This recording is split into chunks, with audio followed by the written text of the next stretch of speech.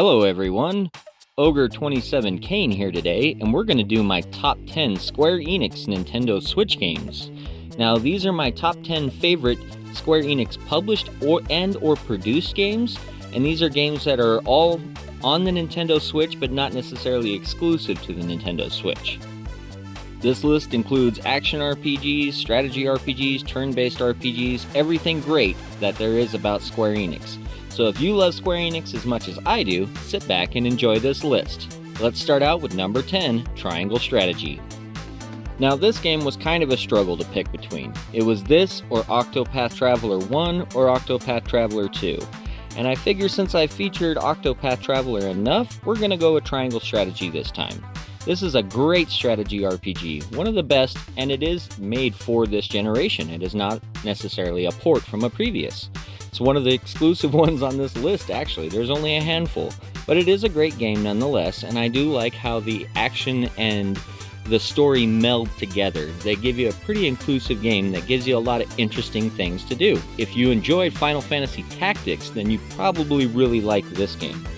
It is definitely a very adult story. It follows a group of heroes essentially throughout a civil war, and it deals with everything from betrayal and distrust to disloyalty to honor to a lot of really adult themes. And it kind of is not very common in today's generation or even in the last generation, so I highly recommend checking this game out. Let's do number 9 now, Trials of Mana. This game is a straight-up remake of the old Super Nintendo classic, and it is a really good remake. Obviously, we never got to play that one except for through emulation, but I couldn't do that, so I didn't get to enjoy this game until just a few years ago. Now, it has a bit of a different structure to it than Secret of Mana or the previous Final Fantasy Adventure, but it is where a lot of the ideas came from for later Mana games. Legend of Mana took some from this, and a lot of the other offshoots took a lot from this game. It's pretty fun, and it has a wide cast of characters and a good array of different items to use, abilities, and weapons. And as you can see here, the ability to fly around a really beautiful art. A really beautiful map with a great art style. Now this game was basically released as a B-rate budget title, but that doesn't take anything away from the game, and it looks really good, plays really good, and is a lot of fun. I definitely think that they took their time, and this was a labor of love for some of the employees there at Square Enix. So, if you need to rehash a good old adventure, check this one out. Let's do number 8 now, Crisis Core Final Fantasy VII Reunion. This game is an action-adventure RPG, and it's a remake of the old PSP classic. It is a prequel to Final Fantasy VII, and if you're familiar with the character Zack, it explains his story. I highly recommend this game because even with the new Final Fantasy remake, it still holds its weight and some of the story elements still bear true to the current remake. On top of that, this game has some of the most beautiful cutscenes you'll ever see with some of the old Final Fantasy VII characters and models. A lot of the people who worked on this game and created it were leftovers holdouts from the original Final Fantasy VII crew. A lot of those people are gone now, and this game is about as faithful a remake as you're gonna get in that sense. I'm not saying there's anything wrong with the new Final Fantasy VII remake, I just kinda wish that the rehash that they did on it looked a little bit more like this. And by rehash, I'm talking about the up-res version that we got on the Switch. I own that version, and it's a great version, but I kinda wish they would have done a little bit more with the character models. So let's get on to number 7 now, Final Fantasy IX. Well, this game is near and dear to my heart. It came at a point in my life where there was a lot going on, and I was essentially a teenager, just struggling trying to figure a lot of it out. This game has a story that follows a younger character through Zidane, which he deals with a lot more dilemma and personal responsibility issues that you don't see in a lot of the other Final Fantasy characters. A lot of other main characters have a different development cycle to where they go from 0 to 60, from bad to good, from wrong to right. But Zidane has a completely different story arc, and it's really interesting. He kind of learns what's right and wrong as he goes. He starts out as basically a mischievous kid who learns about the honor and loyalty of his friends and family around him. And he's not the only one. All of the characters in this game go through significant development.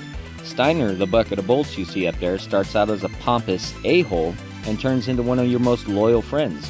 Vivi, the little mage there, is basically a creation of magic, and he learns that he has a short lifespan and basically doesn't serve much purpose other than to serve his master.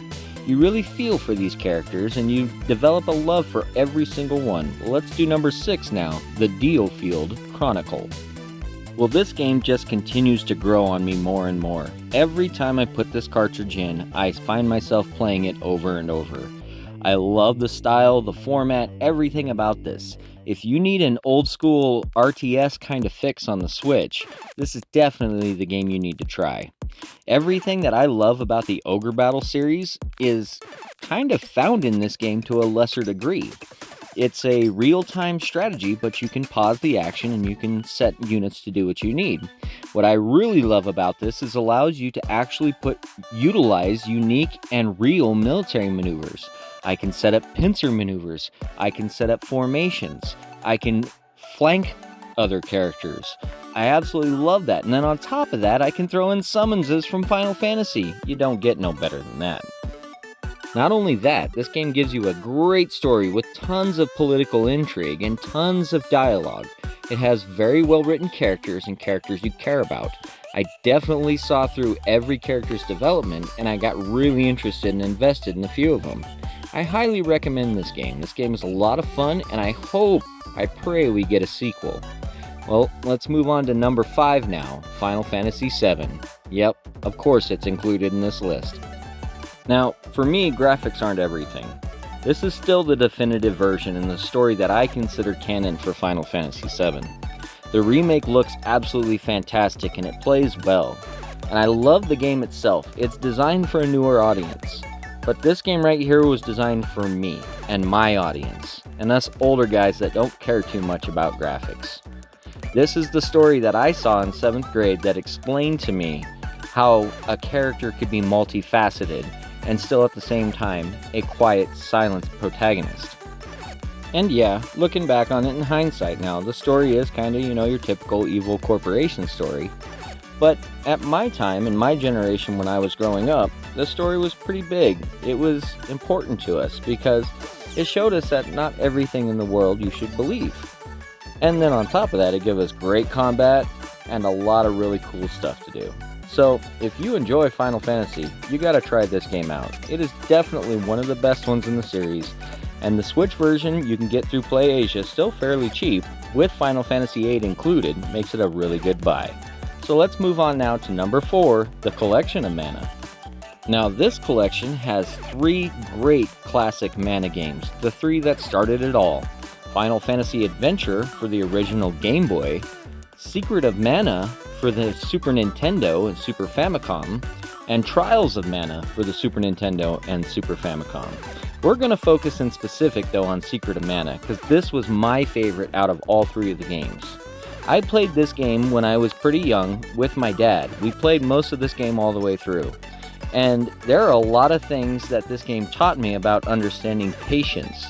You have to be very patient with your weapon placement, with how you utilize the buttons and your timing, and you have to be very patient with understanding the whole story of this game, which at the time was pretty big. And really, honestly, the coolest thing was having an action RPG that was multiplayer. Being able to play this game with my dad and my brothers really added a lot to it. And yeah, looking back on it, the mechanics are kind of clunky now, but being able to enjoy it with somebody else was a lot of the fun. Don't let the old school graphics fool you. This game still has a lot of fun to it. Let's move on now to number 3. Ogre Battle Saga Episode 7. Tactics Ogre Reborn. Now this game is essentially the 3rd reimagining of this game, and it is an absolutely perfected version of that game. I played the original PS1 game, I played the PSP remake and absolutely loved and adored the additions from that, and now I have it on the Switch with even more added to it. What's really cool is the Switch version is very user-friendly.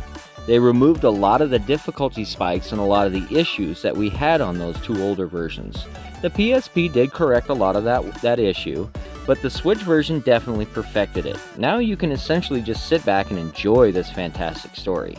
And if you want a story that is about as deep on political intrigue as they get, this is definitely the one to play. This and Final Fantasy Tactics are up there.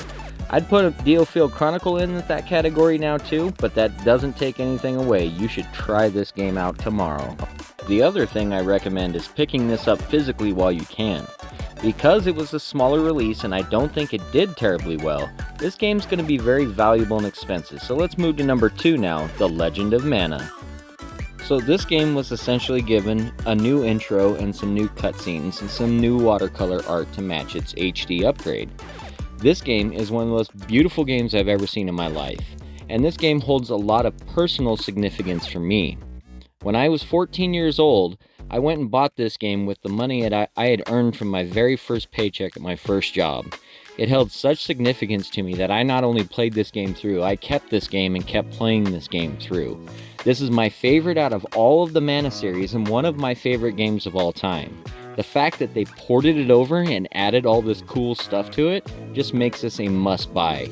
You can buy this physically on PlayAsia and it's not terribly expensive. It's another one that I highly recommend picking up because I know it will be stupid valuable in a few years when they stop printing it. On top of that, it has a really good story with a huge cast of characters and a ton going on. It has a massive world with plenty to do, and what's really cool is it lets you kind of build and place the world where you want to. As you learn how to play the game, you learn where to put certain buildings to unlock certain quests. And it has a lot of depth to it. It's pretty unique for its style and not really like anything else you'll play. So, with all that being said, I think we should get to number 1, and if you know me, Chrono Cross.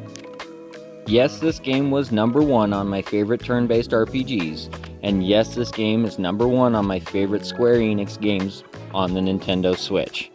I love this game to death. This game has one of the best stories, and for me, it is a really good sequel to my favorite game of all time, which is Chrono Trigger. Everything that I needed ends tied to came to in this game, and it took years to figure that out. Having a game with puzzle-like elements to its story like this was awesome. I love reading fan theories on this game today, and the Chronoverse is one of the best universes to get lost in. Not only that, but the newest patch really cleans the battle system up and makes it look absolutely beautiful. The frame rate is pretty much doubled in the battles, which was everybody's complaint over this port. So, I highly recommend checking this game out and going back to it because it's a lot of fun and it will definitely give you the experience you're looking for from the classics. Well, that'll do it, folks. Those are my top 10 favorite Square Enix games on the Nintendo Switch. A lot of great stuff to check out there. So, thank you for watching this video. It was an absolute blast to make. If you enjoyed this, please like and subscribe. And have a great rest of your day. This is Ogre 27 Kane, signing out.